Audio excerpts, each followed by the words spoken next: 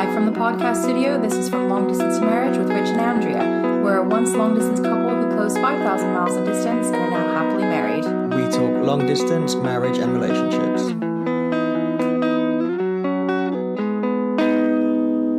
Hi everyone, welcome to episode 47 of From Long Distance Marriage.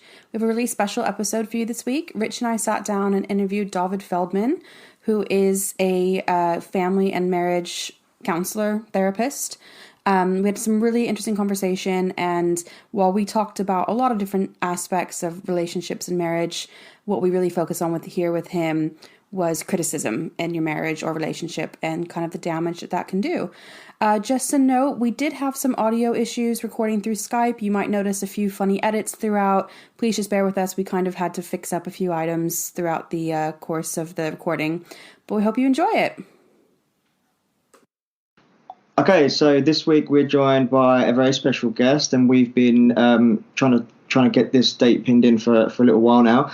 So we're joined by Dovid Feldman. Dovid, if you want to say hello and just give a little bit of background into who you are and what you do for our listeners. Sure. Hi, everybody. Hi, Rich and Andrea. So I am a father and a small businessman, and I also do family and marriage counseling. I've recently, in the last year, have come out on Twitter sharing some of the insights that I've gained over the years, mainly from my own experience, but also from my therapy practice, all different types of couples, on making great marriages, because I think that's really, really possible. And yeah, it gives me a lot of excitement and happiness to work with people who love each other and want to make something special of their lives. Great. So you mentioned Twitter, which is how we found you, and you seem to be particularly sort of active around, I'd say, masculinity and sort of helping men to, know their place in a relationship. Do you think that's a fair statement? Yeah, I mean, that's basically for two reasons. The first is that in general, I'm online. It's quite a frightening place to be if you're going to walk around telling women what to do. That's the first. So I try to tiptoe as much as possible around that situation.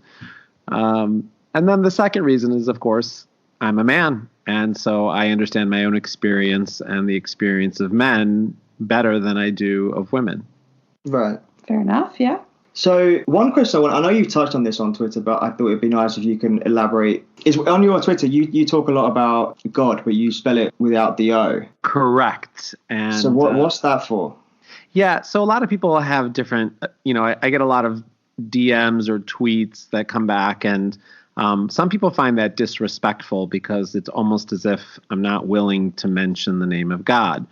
And that actually couldn't be further from the truth, although I understand why people are confused. In the Jewish religion, of which I am a part of, we hold that God's name, one of our laws is that we cannot erase God's name in any manner. So once it's written, whether it's in English or in Hebrew or any other language, it becomes a holy medium. And so therefore, even though electronically there's been no rabbis who have come out specifically whether electronic erasure is considered erasing God's name, many of us in the more observant community will refrain from writing out God's name fully. So what we do is we just put a dash, or we just ignore the O completely. And that way we're free to, reference God, but without risking, desecrating God's name by erasing it. So for anyone who's seen that and thought you're being disrespectful, is actually the opposite. I'd like to think so. I mean, that's where it's coming from in me. So, everyone is entitled to their own, interpretation or how they feel about it. But that's where it's coming from when I do it. Right. Because I thought it was interesting because I'd never seen, I don't actively follow on my account, or we don't on our account, but we don't actively follow people on the basis of being religious. But obviously we see people who are religious just in the course of activity on there. But it was the first time I've seen that. And I've seen some people ask you about it, and I just thought it'd be good to have you sort of explain it as you just did. So it's a nice icebreaker of getting to know me and to understand where I'm coming from and things like that. And I always enjoy any type of interaction, as far as I'm concerned, is usually good interaction. So it's cool by me. For sure, yeah. So actually, I'm thinking for anyone who doesn't know who you are listening to this, it may be good to give them your Twitter handle now, and then if they wanted to have a little look through your feed while they're listening to this. So would you have just to share how they can find you on Twitter? Sure. I mean, I'm fortunate enough to have an oddly spelled first name. So it's Dovid and then my last name, Feldman. So it's Dovid Feldman. And because I got in quick and early years ago, so I have that for my website address, dovidfeldman.com, and my Gmail address, dovidfeldman@gmail.com, and my Twitter handle, Dovid Feldman. Perfect. So you've got Monopoly. You've got synergy on there. So if anyone listening wants to, we'll link to all that in our show notes as well. But yeah, you have a really, really good Twitter feed, so it's thoroughly recommended to follow. But so the topic of today, like I said, we followed you for a little while, and I've always enjoyed what you post. But the one you shared that really I thought would be perfect for today, you posted about not criticizing your spouse, and I think you mean men and women. That applies to both. And I saw naturally that kind of statement.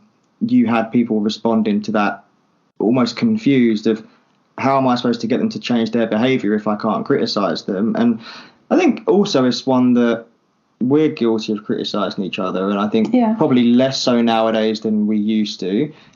We've definitely sort of found our groove. And we've also been pretty respectful of the fact that we entered a relationship knowing certain things about each other and not with the attitude of, we'll go into this and we're going to try and change you. So an example of that was, I smoked when we first started being together, and Andrew said, I'm not particularly happy about it, but I knew that about you when we got together, and I hope that one day you'll stop. But I'm not actively going to try and change you.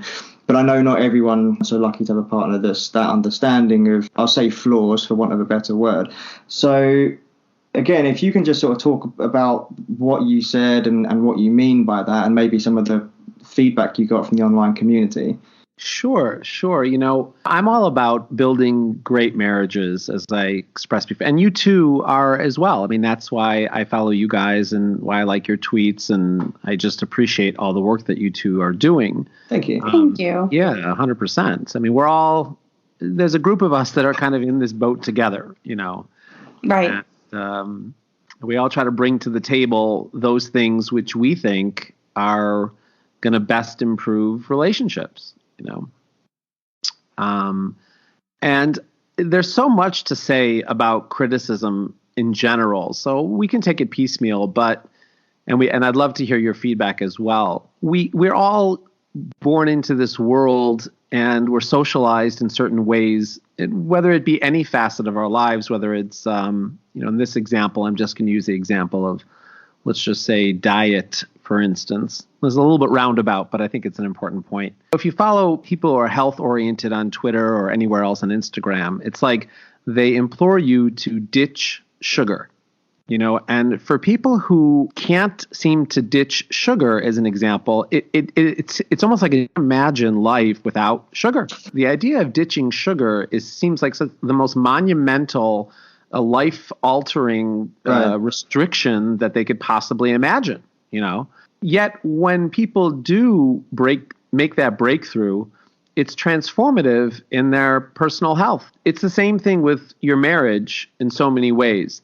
There are so many habits that we grew up with, or that we saw, or that we see on TV, or that we read about, that are so detrimental to a healthy relationship. And for many people, myself included, for many, many years, criticism was just the status quo. I mean, who doesn't criticize? If you get upset about something, or you see a flaw, or you just want to help, criticism is the go-to method of letting your partner know, but it's completely and totally inappropriate.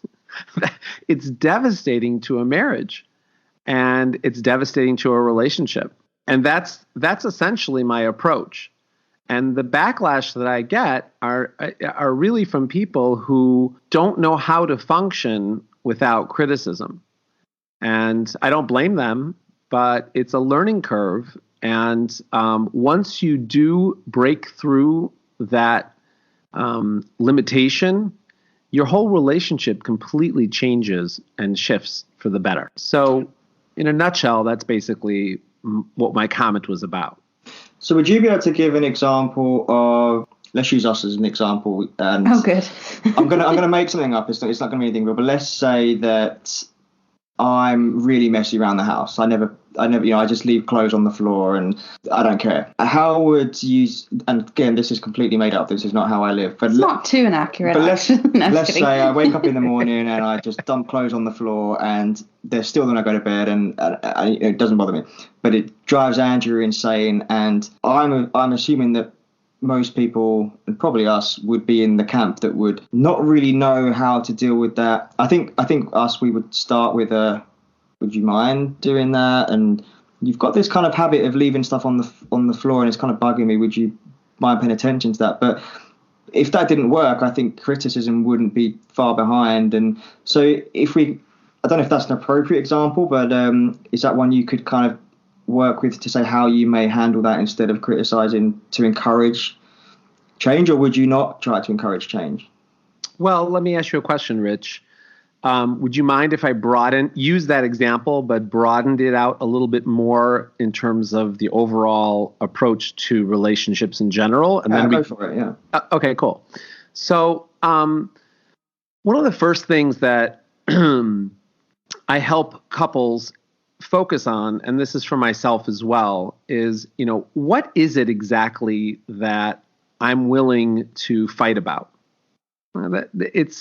What are the issues in my relationship that I am willing to go to bat over in terms of trying to change things? And many people don't have an idea of what their priorities are in terms of their relationship that they're willing to accept versus that are unacceptable. So in my relationship, as an example, clothes on the floor and mess is not something I am willing to fight about. All I'm trying to say is that there's a framework around the method. It's not just, leaving each other helpless in terms of affecting change. That's not my goal. Like I said, the first thing is for each member of the relationship to define for themselves what are the kind of things that they are willing to create a ruckus around. Like I said, in my relationship, mess is not one of them. It's just not. Just for me, if there's clothes on the floor that I don't like, rather than bring it up, I would happily fix it myself. That's just my approach in general. Now, that doesn't mean everything is like that, but I'm just giving you an example of an approach. It's kind of like choosing your battles, essentially. Exactly. Yeah. Yeah. And but let's just say for Andrea, this was an issue. Okay. So let's just say it really wasn't. Okay. So instead of criticizing, first of all, I'm a big proponent of heartfelt communication. When Andrea expresses to you, Rich, not just that she doesn't like the clothes on the floor, but when she expresses to you how she feels and what it does to her and the meaning behind the clothes on the floor, I find that in the majority of cases, a partner is much more willing to change their behavior. Mm-hmm. So for instance, in this example, let's just say instead of Andrea saying, "You're such a slob, I can't take it anymore," what if she was able to say something like this? "When I walk into the bedroom and I see your clothes on the floor, I feel deeply disrespected. And that saddens me because I love you very much and I care about us very much. And this gets in the way of me connecting with you. And this is separating us. And I would really appreciate if there's a way that you could take my request more seriously." Yeah, because there's not really a way you can react negatively to that. It's so reasonable. Yeah. And it pierces Rich right in his masculine soft spot. because every man wants to be a hero to their wife. And when a man finds out that he's causing distress and pain to the woman who he's committed to, who wants to do that? Yeah. And if you notice the way I said it, there's no judgment there. You're not saying in any way that there's anything wrong with leaving clothes on the floor. You never once called him a name that he left clothes on the floor. You never once leveraged your, respect or authority in the relationship to get him to do what you wanted. You just shared a feeling. Do you find that some of the families or couples you speak to, because I feel like I can see what could potentially happen next if someone didn't kind of follow along with the conversation the way we'd like it to go. But I think I've been around a lot of couples, and I'm sure we've done it at times as well, where, you would express really honestly something like what you just said that maybe I would say. And people respond with, but it's not that big of a deal. I'm not disrespecting you. And they kind of just... Like, you need to get over it. Well, not even in that aggressive of a, you need to get over this. Like, no, it's I just don't think about it. I leave my clothes on the floor. Like, I'm not doing that. What would kind of be the next step for someone to try and make their partner take a little bit more seriously?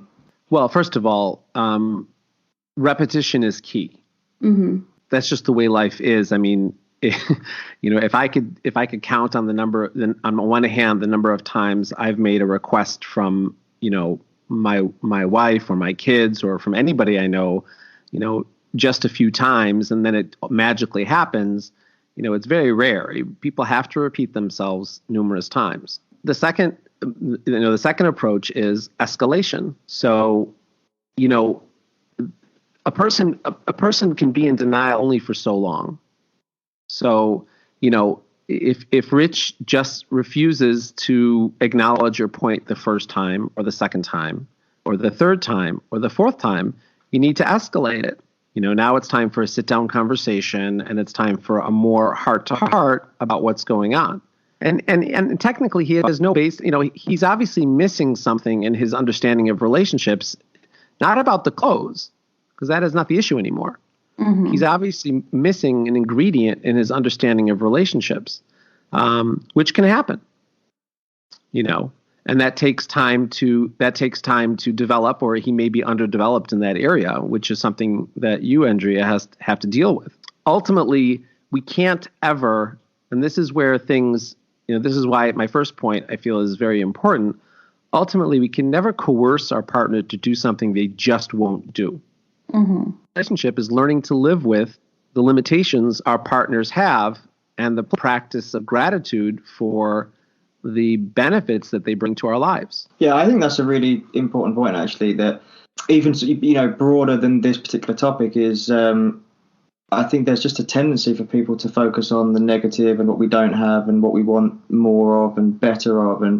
But there's just great practice to sit down and think, these are the good things. This is how you enhance me. This is where my life's really good. And right down to, we have running water in the house, and we can drink whenever we want to. We're not worried about going thirsty. And then the fact that there is someone who loves you and wants to spend their life with you, and you're also lucky enough to live with them. Having done the long distance thing and a forced time apart, you have a gratitude for the physical being together that people who haven't gone through it may take for granted. And there's all these sort of what I'll call micro things to be grateful for, and then that I think help, going back to your earlier point about choosing your battles and what you're willing to put up with. I think if you're kind of well versed in the gratitude and you got a rounded view of all the things that you're grateful for and all the ways that your partner enhances you, I kind of feel like you're going to be a little bit more lenient with the things you're willing to put up with.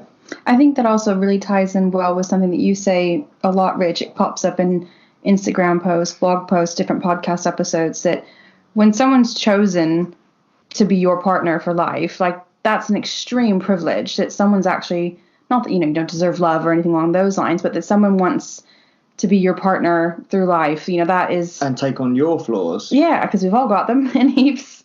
But that really, I think, what Dovid just said, really, it all kind of ties into that.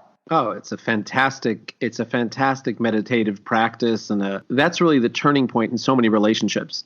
I know in my practice, one of my biggest hurdles is to get people who come in with a constant negative bias towards each other to start seeing, and I'm talking about people who've been married for, a decade or more, and who at some point fell in love and actually liked each other, Yeah. You're not talking about two strangers, two people who actually loved each other, And as a therapist, I'm thinking to myself, like, where did this go?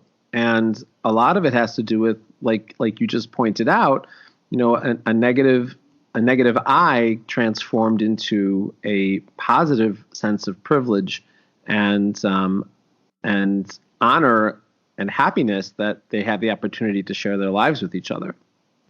How much of it do you think is, because one of the things we've also spoken about quite a lot, and we're also guilty of quite a lot, is the taking things for granted. So I'll use an example that Andrea does 99% of the cooking around the house, probably more than that, in fairness. So 150%. So it's very, very easy for me to take for granted that my food will be provided on a daily basis. And obviously, I'm understanding that there are times when Andrea says, I don't want to cook today, and maybe I'll do it, maybe we'll get a takeaway, whatever. But yeah, obviously there are times she doesn't want to. But if I was of a certain disposition, I could take it for granted that my food is provided every day, and just very quickly overlook that she even does that. It just becomes part of the routine, which I imagine makes it easy you start taking the little things they do or the big things they do for granted. It's almost like they don't even exist. My food magically appears, my clothes are magically washed, but there's an emphasis on the things I do instead of, I do this, this, and this for you. I'm overlooking the things you do for me. Very easy to start picking and criticizing and arguing. I mean, do you think that's a factor, or am I embellishing the influence of it? I feel like you've just very well described human nature to a T. I mean, that's going on my resume. Yeah. I mean, this is the journey of marriage, right? This is the journey of what it means for two people to come together, to see the world less and less through our own eyes and our own perspectives, and start seeing and appreciating, loving and supporting the world through the eyes of our partner. And that's what you just said is the entire challenge of, like I said earlier today on Twitter, two physical bodies uniting as one soul. That's it. Because in my opinion, we do share one soul with our partner. And yet our physicality, what she does, what I do, gets in the way. And true unification is not just the unification of the soul, because for that we didn't need to be put into physical bodies. The unification that's the real accomplishment is when two completely different people, and we all know that the second you get married, you realize how different this person actually is. Yeah. Yeah, it never shows up before for some reason. Never. It's the funniest thing. People date for 5, 6, 7, 10 years. The second they get married, everything changes. Yeah, I mean, because we've kind of spoken about this before, because I suppose what was unique about our situation and the long distance situation is that when we were physically together, we lived together, because you couldn't just go home of an evening. We would be in the same place we had it for a month and then sort of 6 months. And so you kind of feel pretty confident that you know what it's like to live together. And then we got married and we got our own place. And that's when I'll say sort of shit hit the fan for us, because, and I've always kind of taken the perception to it that prior to that, although we were together, you kind of realize how many responsibilities still didn't sit with us. So we weren't doing the bills, and we weren't really doing the meals, and we weren't doing the laundry and things. So then when we got our own place together,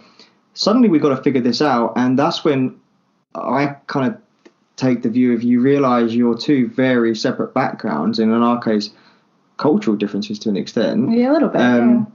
Coming from two different continents, they kind of all collide in this small apartment, and we were in our mid-20s, and we're figuring this out by ourselves, and the well, I'm having to figure it out 5,000 miles away you've from left everything everyone you've known, and everything your I know. family's Yeah. not around, your friends aren't around, and it's just like, how do we make a routine where we're both happy? And I know you won't like it, but I'm going to go with the towel. Oh, God. So we went through this phase where we just could not stop arguing. And if we weren't arguing, we were just annoyed with each other because maybe the last argument was still kind of raw. And mainly because you were just really annoying. Yeah. No, I was kidding. So I opened the airing cupboard to get, because we didn't really have much heating in this place. So like, and we also didn't have many sets of towels. And we didn't have many sets of towels. Oh my God. This is early marriage. So the towels in the bathroom wouldn't really dry because the heating didn't work. So we'd have to change them quite regularly. So I opened the airing cupboard to get new towels, and there's none in there. And I've got wet hands, and I'm like, hey, where are the towels? I'm like, oh, they're in the wash. And I was like, why are they all in the wash? And well, they just are. And I was like, how difficult is it to have one set in the airing cupboard and one set in the wash?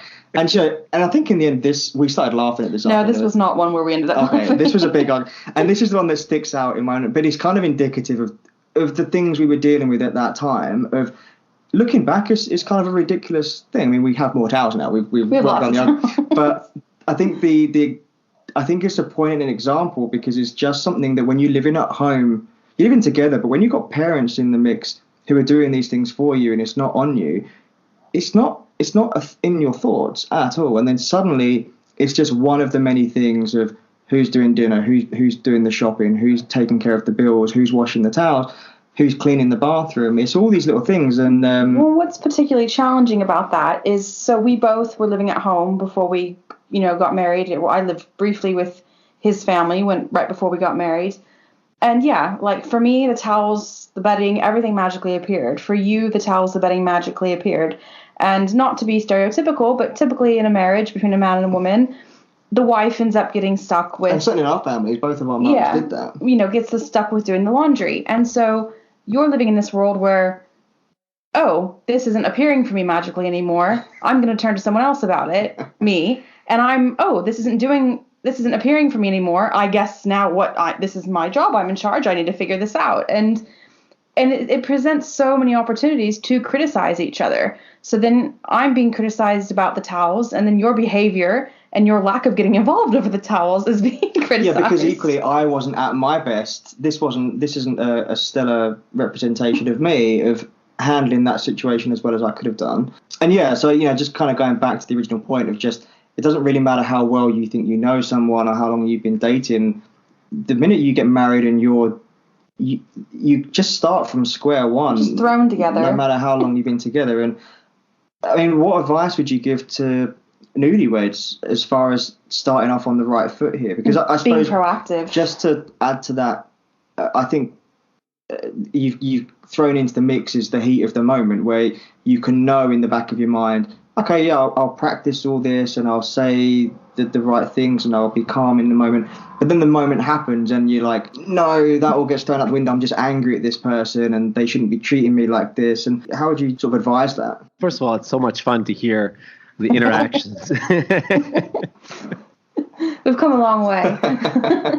One thing that I've learned over the years that I encourage, really for men, a general attitude and approach that I've developed over the years is that anything that occurs in my relationship that is causing me grief.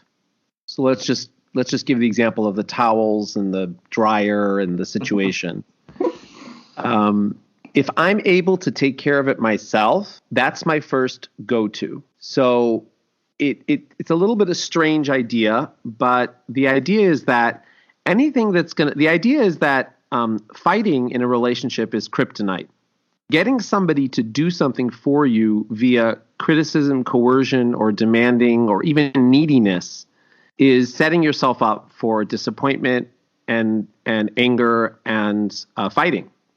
So what I've decided to do is I take back my power by employing the attitude that if I'm capable of doing it, I'm going to do it. So I do my own laundry.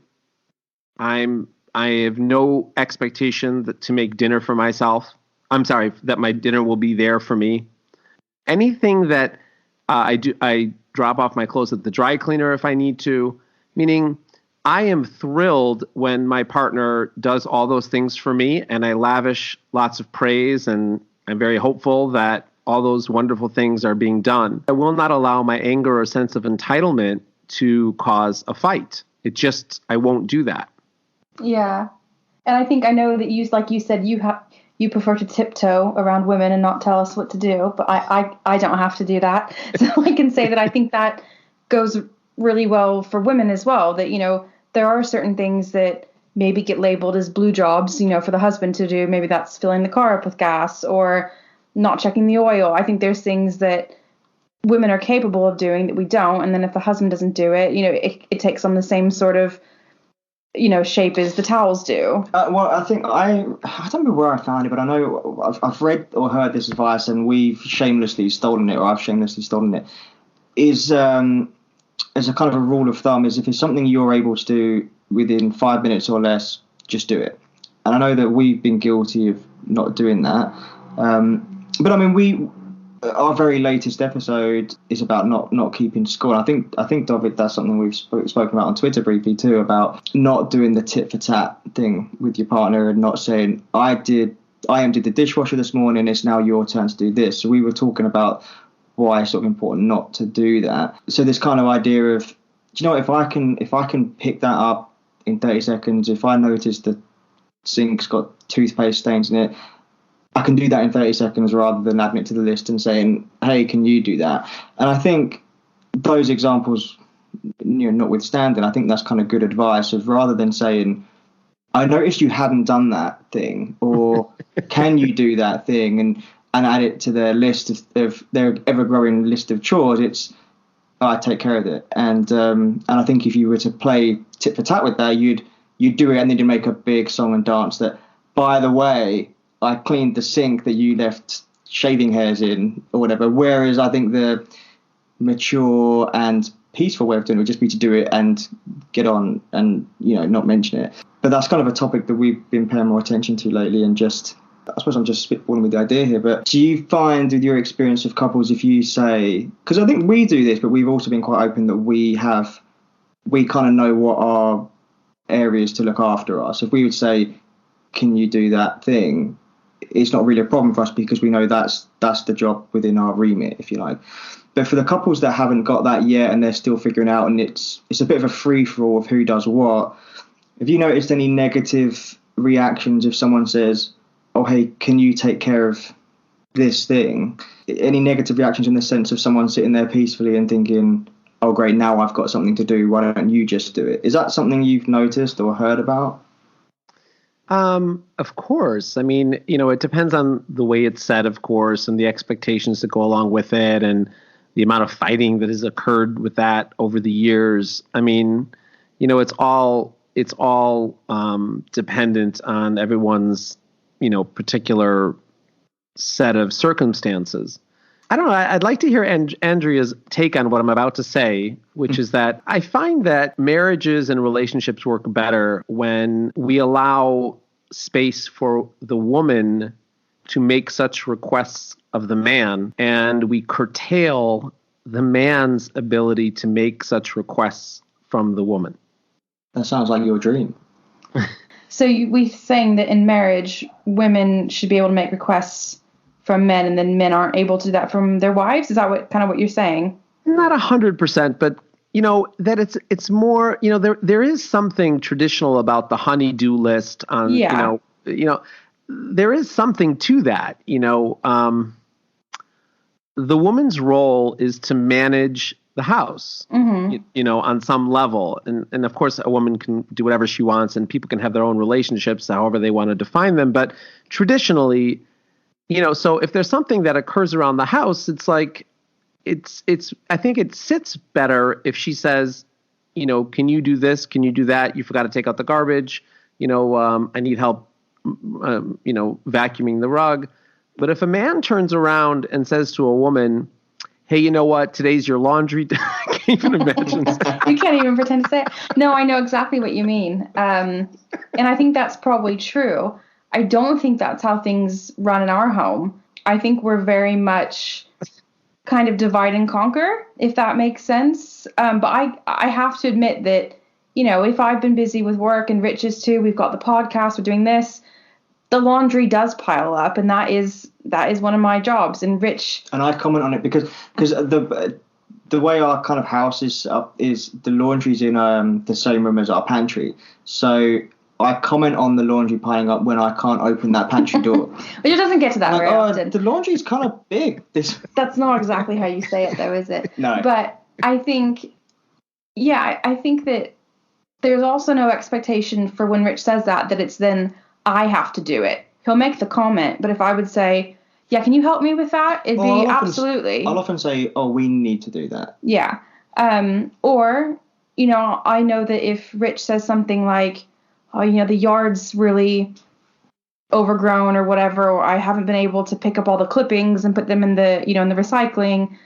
And I don't necessarily take that as I'm required to do that, but I will quite often go out if I know he's busy and do that. So I think traditionally what you're saying, yes, that is true. A man can't turn around and say, you need to do this to a woman, because I think, I don't know, maybe traditionally there's so much more on the woman in the house. But I think it's important to mention that another area I'm quite fortunate is Andrea's not one of those women who's like, oh, I can't do that kind of work, my nails will break. She's quite happy to kind of get stuck in with the less glamorous work. So you'll help in the yard, she kills the spiders. I'm quite happy to admit that's my giant phobia is, if there's a spider, that's the one man job I'm not doing. There was a spider in our garage, which is where we have like a little gym set up in our garage. And he was ready to go across the street and get our slightly more masculine neighbor to help him. And he's a real man, he's an electrician, he drives a van. And I was like, hold on, I can take care of this. You're too embarrassed. Yeah. He wasn't. Yeah, he wasn't. You get embarrassed. I'm like, oh yeah. So in I deal with the birds and the mice that the cat brings in, but spiders I run. But so Andrew's not one of those women who shies away from the kind of, I'll say, more physical work, if that makes sense. So I'm quite lucky there. But I do think I think probably more modern marriages where women aren't just at home looking after the house all day for the most part. Both of us work full-time jobs and we're out of the house all day. So if Rich were to say to me, oh, the vacuuming really needs doing, I'm doing this, I would have no problem. Oh yeah, you're right, it does. I oversaw that. But if it's, I'm going to sit down and put my feet up, wifey, you need to do the vacuuming, that'd be a very different conversation. Yeah. But that's not what happens, with us. Good. That's wonderful. Everybody has to have their own dynamic that works for them, so that's fantastic. I just, I wanted to go back to one more point about criticism, if that's okay. Yeah. So the other big thing that kind of came up on Twitter is like what Rich was mentioning earlier, which was, people were suggesting that constructive criticism is okay. I hate that phrase. I don't know what it means. No matter what criticism is, it makes you feel bad. Right. And, there's two things about it that I just wanted to share since we are talking about that. The first one is that, what's the role of a relationship in a marriage? My job as a husband is to, lead, provide, protect, support. It's not to transform you into a different person. It's not my job. It's not in my job description at all. So there's a point in leadership. So if I'm handling a situation in a great way, it would be wonderful if my wife were to see that, if she so chooses, and to learn from that. That's what it means to be a leader.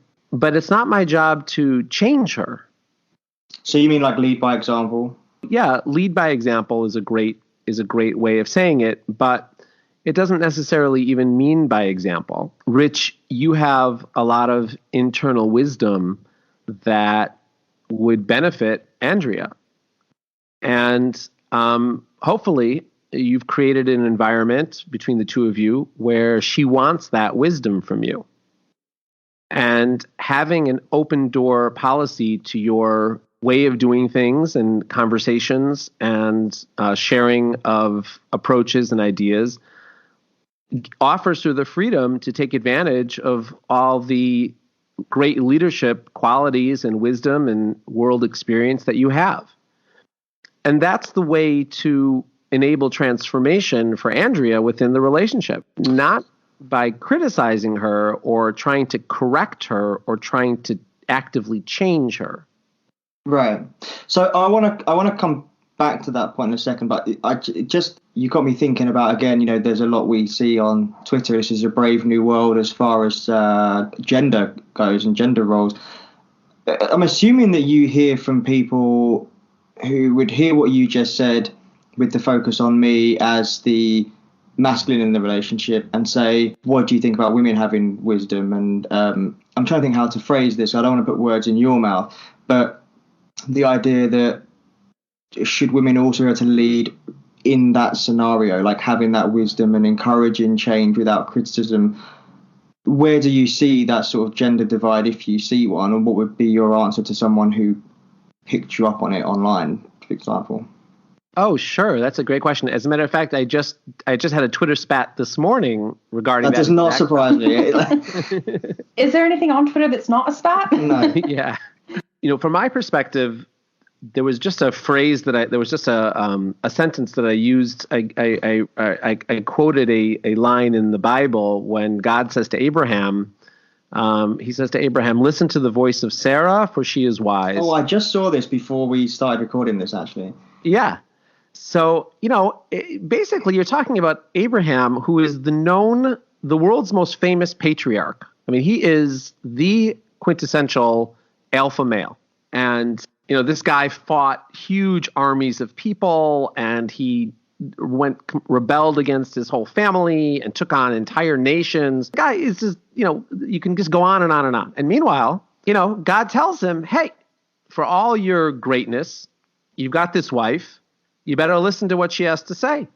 I like that. Yeah. It's usually a favorite line of all the Jewish women. They always tell their husbands, you know, listen to the voice of Sarah, for she is wise, you know.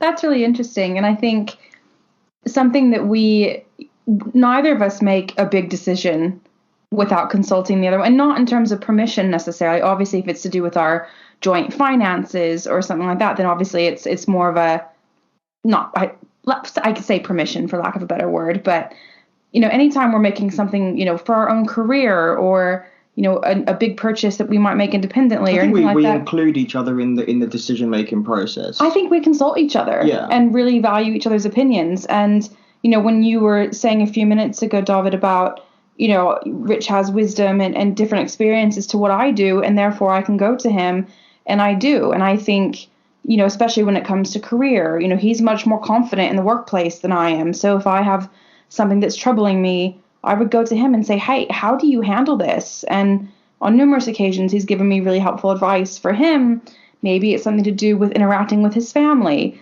You know, his family is... you're more emotionally open than me. When I'm a bit more in touch probably with how to emotionally handle things, probably the best way than you are.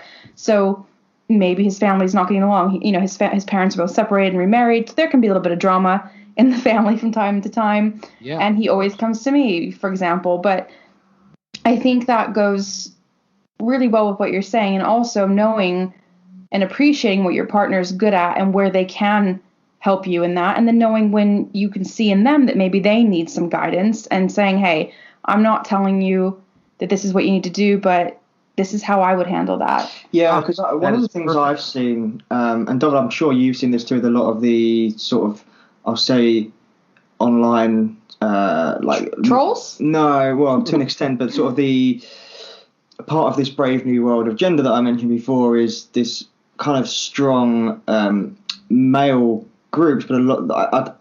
I think it's fair to say there's an extent of misogyny within there, and one of the things I've noticed is a lot of what these people have to say is it's almost like they just want really like a very passive sex doll as a wife. You know, someone who never answers back, who bends their every whim and does exactly what they're told. And I mean, I don't know what your thoughts are on that, Dovid, but for me, I like that my wife pushes back and I get challenged. And I don't mean that in a every day's a struggle kind of way, but it challenges my thought process. I can think, actually, you know, not everything I do is the right way of doing it. I don't always have the right ideas. Amen. I can see things from a different point of view, and it takes we are a two-person union in my opinion, and I kind of just view this this thing of never let your woman tell you what to do, never let her answer back, she's dispensable. I kind of view all that as a very,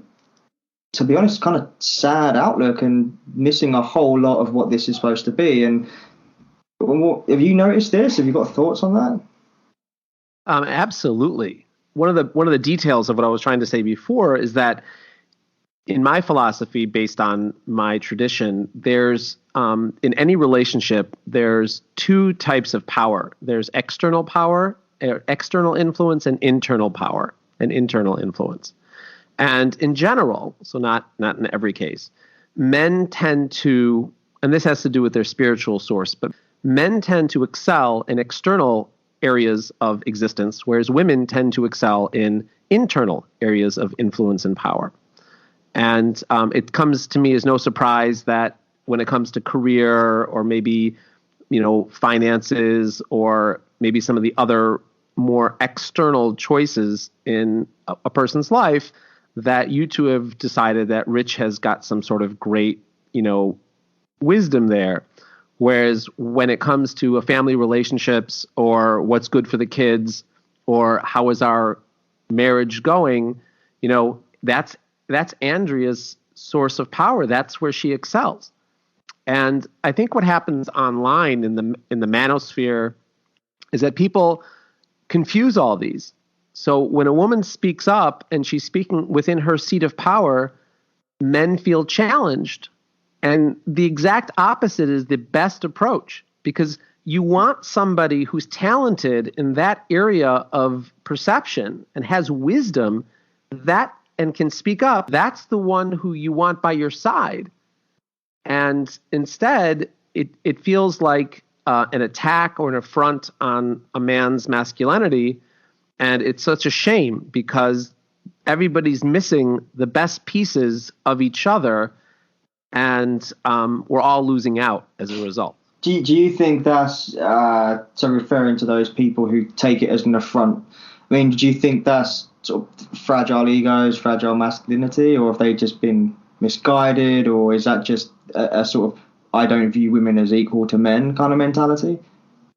Not really. I don't really feel it that way at all. I feel like a lot of it has to do with both genders' approach to each other. So I feel like, women don't want to accept the strength of men and our down, women need men like a fish needs a bicycle type approach. Mm-hmm. And when a man is approached from that angle, what he's hearing is that the value that he brings to the table is not important. And then a man doesn't want to be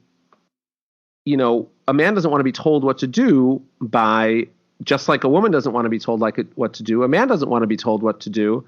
So without an understanding of each other's strengths, and and the main ingredient, of course, is goodwill between the genders, gets tossed into this huge fighting situation where the two sides desperately need each other and actually want each other, but can't seem to connect because they're holding up defenses against each other.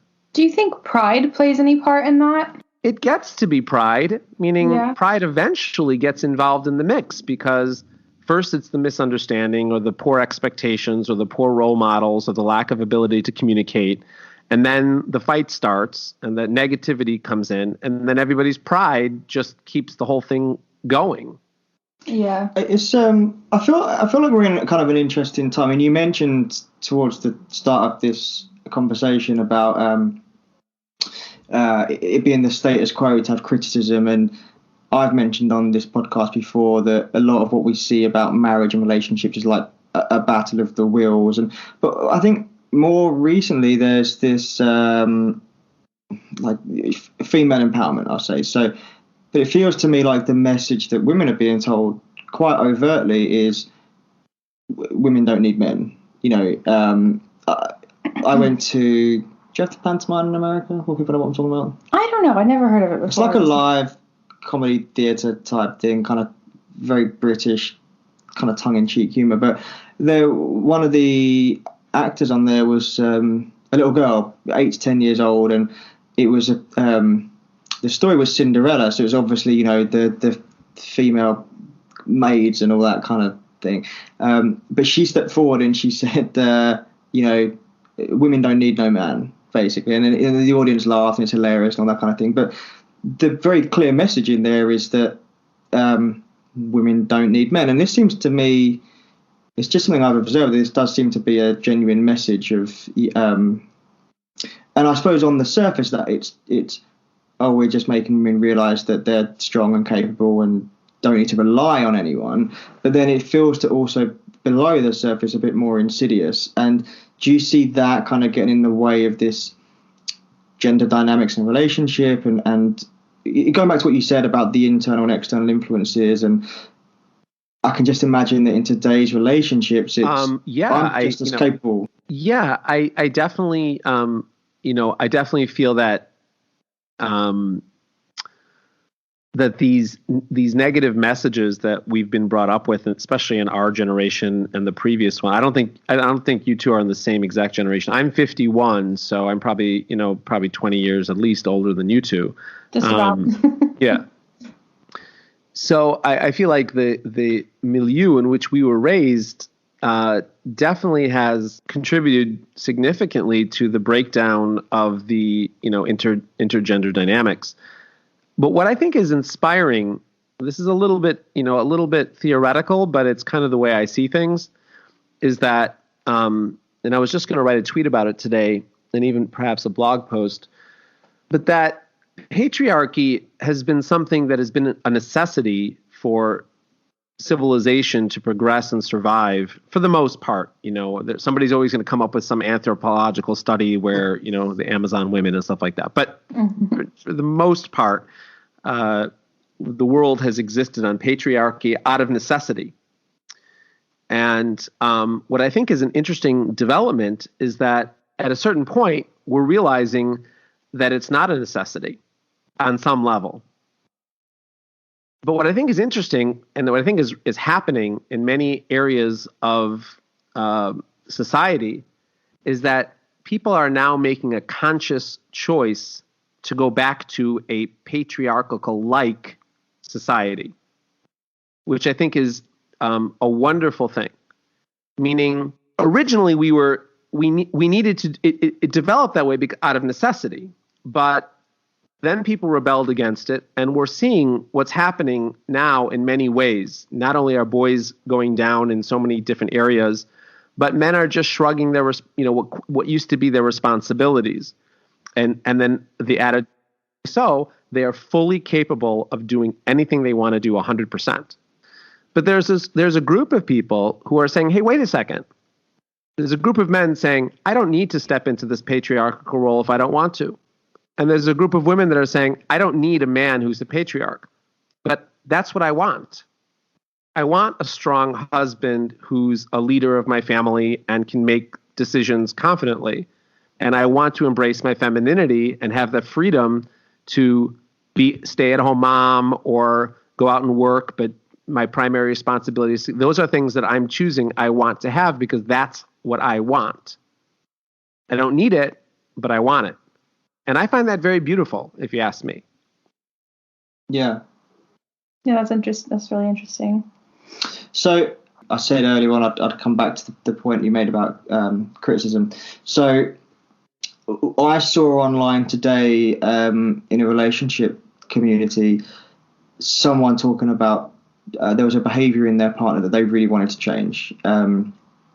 I don't think the behaviour itself is particularly important, but they post online and say, he does this thing I don't like, and I've confronted him about it, and he said, well, I did this before we got to know each other, and you know that about me, kind of thing. So she's taken the view of, one, he should change it because I want him to, and two, she's gone down the route of trying to criticize him into change his behavior, almost shaming him into change his behavior, which I assume is a pretty common behavior. So for people who are entering these new relationships and there is this behavior, so obviously you said before about choosing your battles and then trying to phrase it in a way, but if there's actually this is a personality behavior, something you would know before you live together and get married and see that they leave their clothes on the floor, for example. What would you say to that? Would you say just either decide up front if you can live with it, and if you can't live with it, then they're not for you, or something else? I mean, like I said to you before, I have an exercise that I do with my clients. It's called, and it was a transformative exercise for myself. It was called establishing what's called a must-have pyramid. So most people are familiar with Maslow's hierarchy of needs. So he was a famous psychologist who basically said that, like, if the fundamental need for human beings is like air, water, food, that's the first thing. The next thing would be shelter. The next thing would be safety, and the next thing would be morals. He basically said that if you don't have the bottom layers of your hierarchy of needs met, societies aren't going to have the ability to deal with philosophy issues if they're running away from saber-toothed tigers, basically. Basically, and what I do for my clients is I work through the same pyramid with them, but for their relationship needs. What are their 5 most pressing needs? If these needs are not met, then it's time to leave the relationship. So for me, as an example, fidelity is one of them. Loving kindness, respect, responsibility. So I just do this with my clients. And if something falls out on my pyramid, it's something that needs to be addressed in the relationship. If it's not on my pyramid, if it's not within my 5 defined needs, I have to realize that no matter what happens, I have to let it go. Because, just to finish up, don't forget, Rich, you mentioned, this is something you knew about me, and this is how I was before the relationship. You and Andrea have been married for a short period of time. Right. Over the course of 20, 30-year marriage, Andrea is going to change. And what she's doing today is not what she's going to be doing in 20 years from now. And, the disturbing things that you did before you got married are just going to shift into new things that there was no way that she would have known about, and we have to have room inside of our relationships. We have to put our relationships above all those things that are going to be disruptive and uncomfortable for us if you want the relationship to last. So how would I'm going to throw an example. So I mentioned earlier on that when we got together, I smoked, and let's take the example of this, something that may not be on the hierarchy, but is a concern to one of the partners. So maybe their partner drinks really heavily, or they eat a lot of fast food, and there's just something that the concern is, I still love this person and I've got no concerns on any of that side of things, but I really want them to change what I consider to be a dangerous behavior, and I'm worried that I'm going to lose them or see them get really ill. I mean, do you see, is that something that would be slightly different? Is in that be a behavior that they're trying to criticize to change, or is that something you would say, look, it's not on the hierarchy, or look, just go, if you love them, go in the relationship, because they're going to be changing over 10, 20, 30 years. That may solve itself anyway. Good question. So I never would ever say to anybody, use criticism or shaming to change any behavior ever. That I would not. So that's the first thing. But I do think it's important to be able to express to your partner things that you feel need to be changed 100%. And one thing, let's just say you do run into a dead end, because I think that's really where we're going with these questions. Like, let's say you said everything right and you repeated yourself and you did as much as possible, but you're not willing to let it go and you don't want to dissolve the relationship. What do you do? Yeah. So one thing which I highly recommend for most couples, or for every couple actually, is, I know this is going to sound a little strange, but to have what I call an external mentor that you both trust. And you both agree that this person, or it could be a couple or whoever, it could be a therapist, it could be a couple, it could be a religious person, it could be anybody that you two is like an objective third party where you can bring issues to this third party and say, we love each other, we care about each other, we can't see eye to eye, and this is ruining our relationship, we want to know what to do. Do you hear what I'm saying? Yeah, that's really interesting. Yeah. I think people often associate going, having to go talk to someone as we're in trouble or we're near the end or something, but I think it can be really proactive behavior. And then I think the criticism aspect, I think to me, like everything you're saying, Dovid, about having that trusted person and everything, because I think the problem with criticism, other than the obvious problem, but being on the receiving end of it, is you just feel attacked. And I know for me, and I know one of the issues that Andrea really had to sort of learn about me was when we were arguing, there comes a point where I just shut down. So if I'm being criticised, because I suppose my unconscious thought process is like I'm a grown up. I don't need to be in my own house being criticised and told all the ways I'm going wrong, and I have this argument, and I just eventually shut down. It's just not a conducive way for me to have the conversation, and eventually we pick it up in a calmer state of mind and we resolve it that way, don't we? But you had trouble learning that side of my personality of how do I solve this in the moment when I'm like, I can't talk about this right now.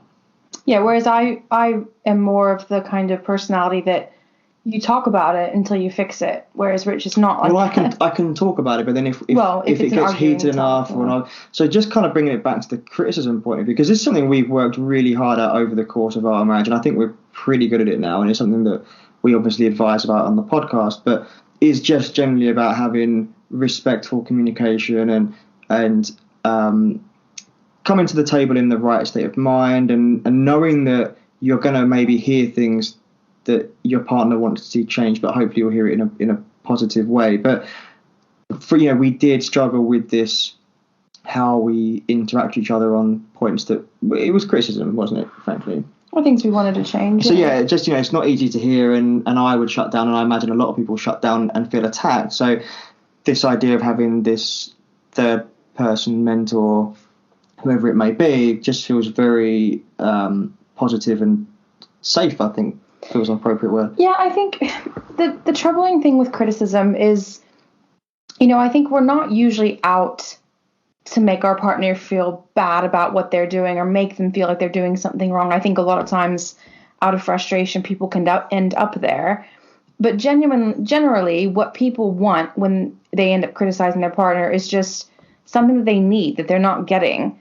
And, that should be something that couples can really openly communicate. Hey, you haven't been doing this, and I feel much better because XYZ when I'm getting that. Is that something we can work on? That's the ideal conversation, I think, for most people, but it's so... That sounds great. Absolutely. Yeah, great. But I think people get so wrapped up in insecurities, and we almost work ourselves up into a frenzy when we know we need to have a conversation like that. Like, I'm not getting this. I need to talk to him. He's going to react in this way, and then that's going to happen. And you turn up ready for a fight when maybe you didn't need to be.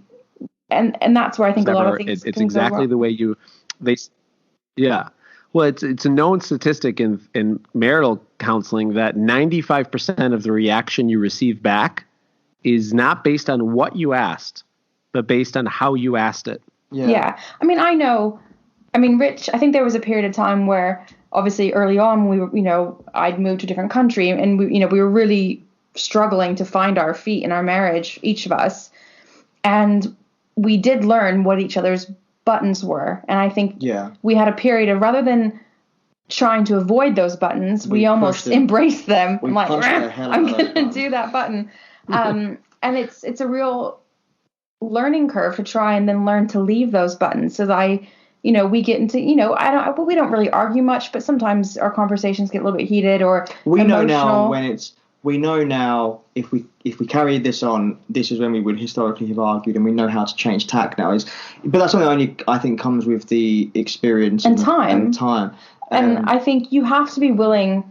Like for me, I really struggle if I feel like there is an injustice, towards me or something. I really struggle not to push at it.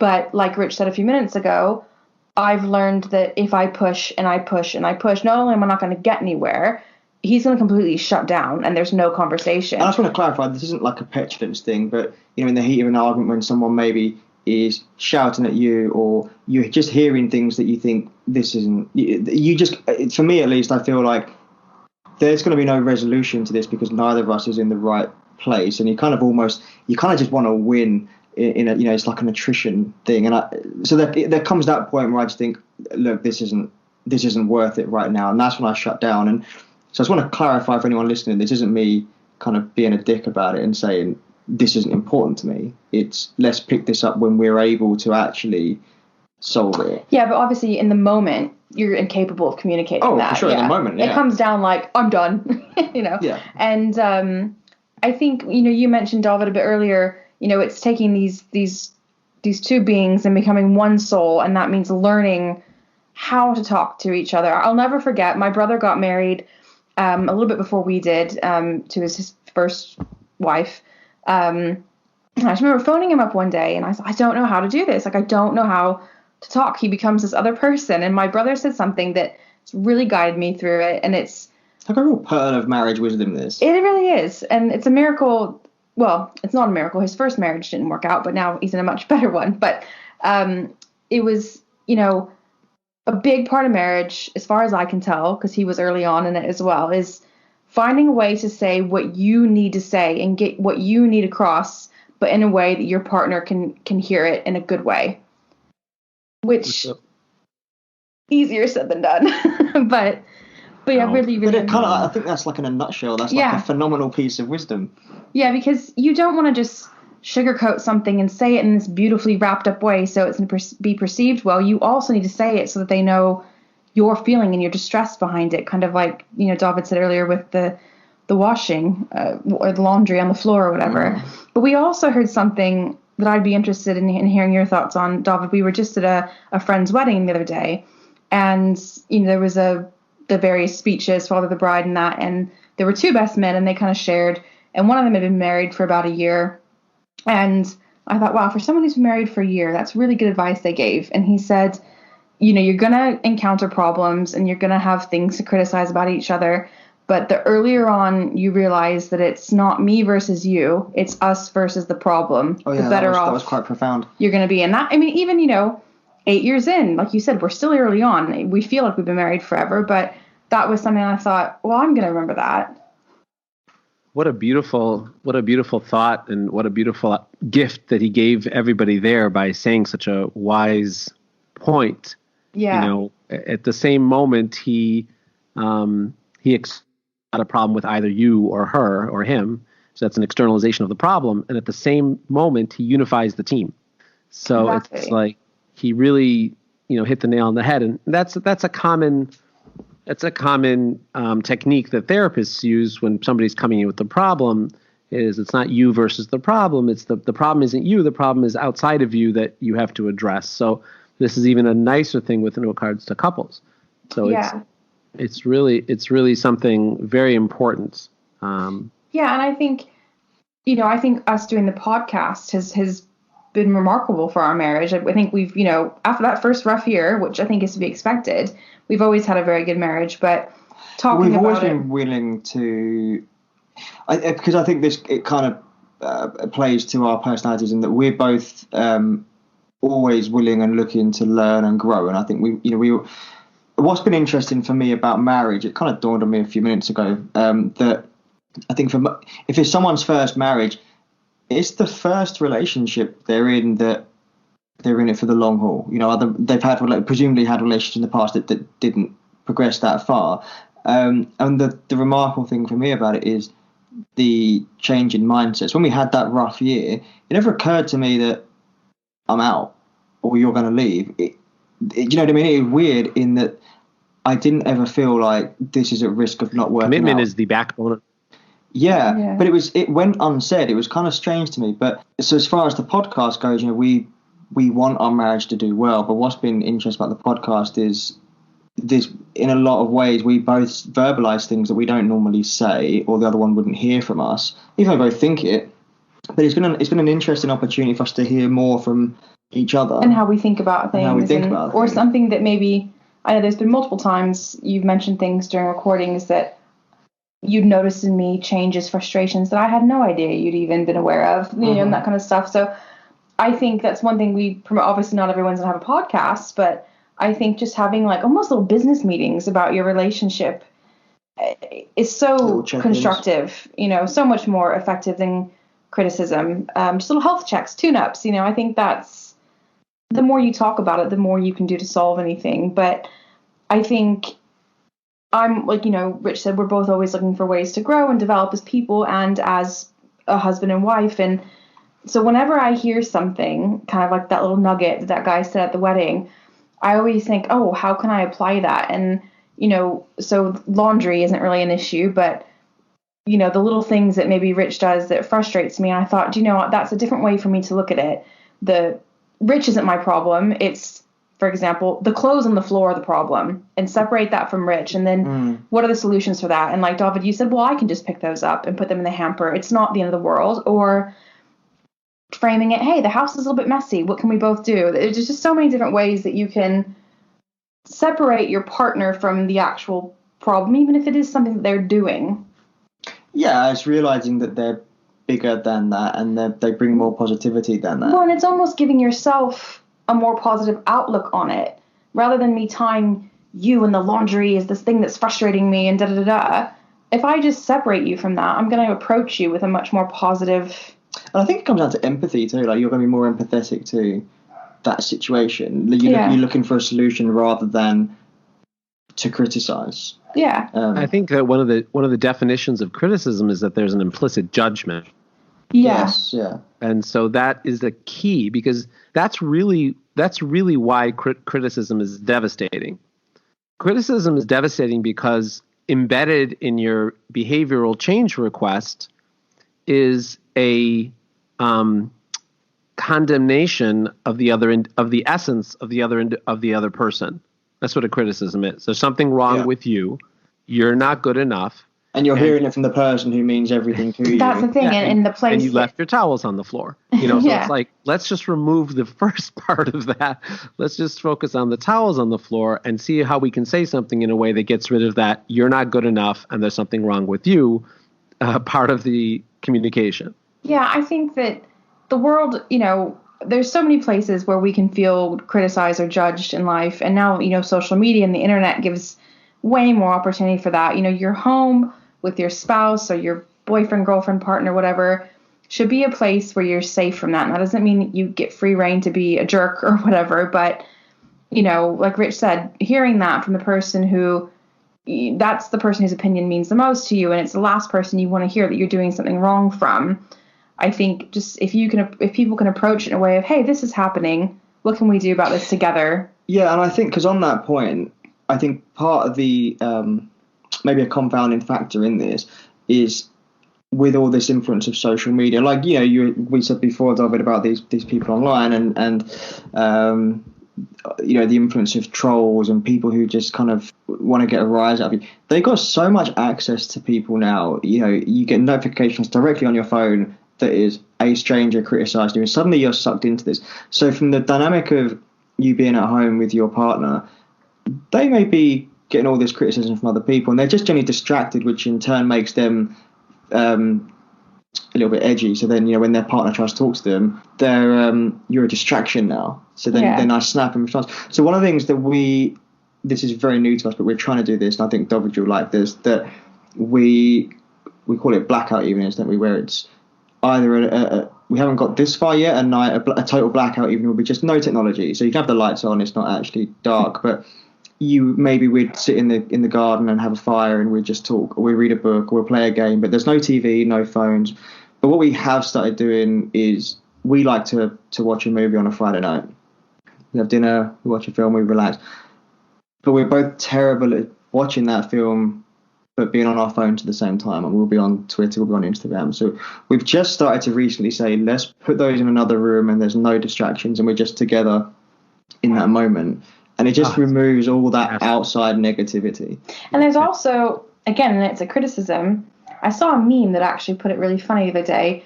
Like, 50% of marriage is accusing your partner of being on their phone in the 5 minutes that you're not on your phone. I'm totally guilty of that. We both are. We'll be watching I'll a movie. be playing a game on my phone, right? I'll put it down and you'll be on yours. I'm like, why are you on your phone? Yeah, it's the worst thing. And so I think if you're both not doing it, it's just another way to remove the opportunity to be tempted to criticize. And it's also just being present together and removing the distraction that can make you snappy with your partner who's done nothing wrong. They're just there while you're dealing with some jerk online. Yeah, definitely. There's so many ways that, that definitely, relationships can be improved. And it's not really that, these decisions aren't difficult decisions. They may be difficult to do, but it's not like you're, having to rewrite all of, marriage connection 101. These are little things that, couples need to choose to do that bring intimacy, and that's fantastic that you guys are on top of that in your relationship. Just as an external observer, it's actually one of the things that your audience most likely picks up on. Like, I could tell listening to your podcasts, because I've listened to at least 3 of them, that you guys are discovering each other on the podcast. It's kind of humorous. It's like, oh, that's interesting. So kind of like watching. We have this, a bird's eye view of couples, kind of, getting because to know it's made each us other. quite transparent. But that you reminded me that the first episode Dovid listened to was when we were talking about me testing you about being 3 inches. Oh God. So that was your first introduction to our podcast. That's something I've tried to block out. I was not impressed with that. But, because the test, not the 3 inches. Because you asked for some episode recommendations, didn't you? I gave a list. What episode was that? What was the theme of that one? I don't even. It may have been the benefits of arguing, or I don't know, but that was the episode, and I just remember that was the one we recommended. You gave him that little gem. But yeah, so but one of the, you're right, I think listeners do pick up on that, and one of the real benefits that we started doing this just for us. We thought, we've kind of got an interesting story that we hope people could benefit from, particularly in the long distance side of things. But as it's kind of grown, we get some really, really interesting messages from people who now come to us for advice, or they say just how we've done nothing, just our story is just for some reason resonated with them, so I don't even know where I'm going with this. It's just a really it's been nice, fun, and it's been enlightening, and I think it just shows that. I think just never stop trying to grow and be open to where you take influence from. Yeah, absolutely. So I think we could talk to you, Dovid, all day, but I think we've taken up quite a lot of your time already. So much fun talking to you and getting to know you too, and you guys are such a big inspiration. That's for sure. This is great. This has been so much fun, and I think people are really going to take a lot from this. So I just want to, I know we said at the start of this about your website and Twitter, but if you want to just run through where people can find you, and also where you do the therapy, are you only to people local to you, or do you help people online who, people listen to this in different countries? If you can help them, can they talk? Oh, I've been opening up to people online. Yes, for sure. I do over the phone counseling, as well as, over chatting. That's fine. Skype, it all works. I'm based out of Chicago, and my website is my first name, last name, dovidfeldman.com. And that's the same as my Twitter handle. And I also, through inspiration from you and some others, I also have a podcast called The Impassioned Marriage. And that, basically has some of my ideas on there. It's just me for the time being, but I'm going to have guests on. Maybe I'll have you two come on as well. We'd love to.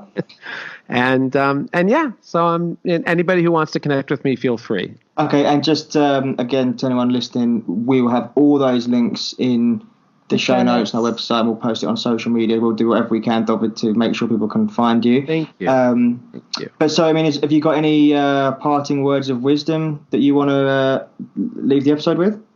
Yes. No matter what condition your marriage is in, it can definitely be improved. Never give up hope and never give up effort. Put that, as much as you can into it. And even if it doesn't work out the way that you fantasize that it maybe could have worked out, you definitely can take it to the next level no matter what your situation. So keep trying and do your best. Keep up the good work. Perfect. I love it. Awesome. That's great words. Thank you so much for your time. This has really, I know I've been really looking forward to talking to you, and this is not disappointed. So thank you again for joining us. My pleasure. It's been a lot of fun. I appreciate it. So thanks for joining us. We hope you enjoyed that episode and got some really helpful details from the interview with Dovid. You'll find all of the Twitter handles, website details for Dovid in the episode notes. And if you have any questions or want to find out how to get in touch with Dovid, if you can't find it in the notes, just let us know. We'll be happy to help. See you next week.